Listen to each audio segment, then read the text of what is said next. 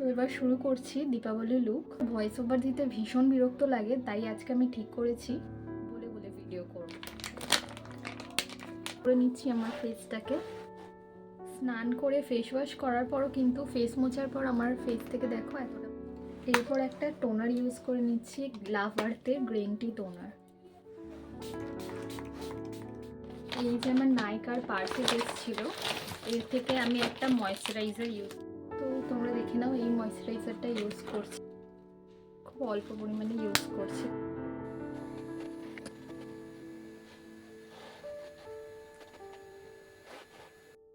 এরপর প্যাকেজ থেকে আরও একটা হাইড্রেটিং প্রাইমারও বার করে নিচ্ছি, রিকোড প্রাইমারটা আমি ফার্স্ট টাইম করছি, আর ইউজ করার পর এটাই মনে হচ্ছে যে এটা কিছুটা ময়েশ্চারাইজারের মতনই। ফেসটা আরও একটু বেশি গ্লো করার জন্য আমি এখানে লিকুইড হাইলাইটার ইউজ করছি, এটা সুইস বিউটি।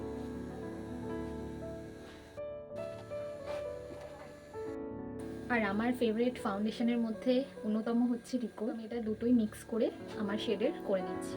তো আমি নিজের জন্য হাত দিয়েই মিক্স করে নিই, তাতে আমার সুবিধা বেশি হয়। আর খুব সুন্দর ব্লেন্ড হয় বলে এটা আমার অল টাইম ফেভারিট। একটা ডার্ক শেডের কনসিলার অ্যাপ্লাই করছি, তার কারণটা বলে দিচ্ছি। কারণ এর আগের স্টেপে আমি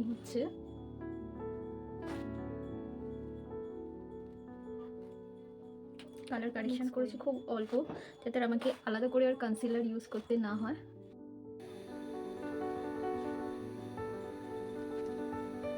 ইউজ করেছি পুরো যে শাইনি ব্যাপারটা সেটাকে লক করে নিচ্ছি রিকোডের লুজ পাউডার। এরপর আমি ইউজ করছি ফরএভার 52 এর।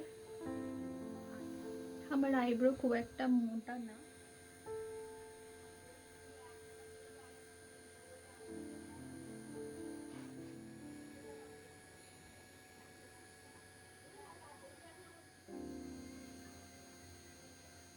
বেক হয়ে গেছে। এখানে আমি কালার এসেন্সের কন্ট্রোলটা ইউজ করে নিচ্ছি।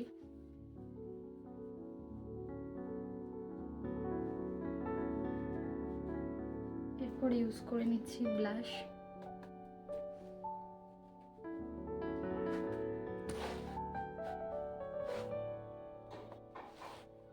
ইউজ করে নিচ্ছি।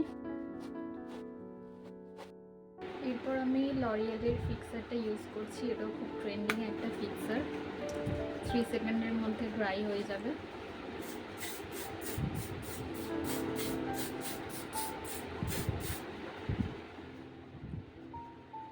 এরপর আমি এই ফরএভার 52 এর এই হাইলাইটারটাও ইউজ করে নিচ্ছি, জানি না কীরকম গ্লো দেবে।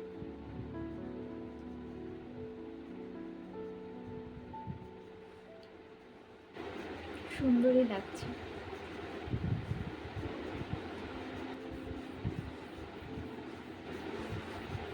ফিক্সারটা না ইউজ করে আমার শান্তি হয় না।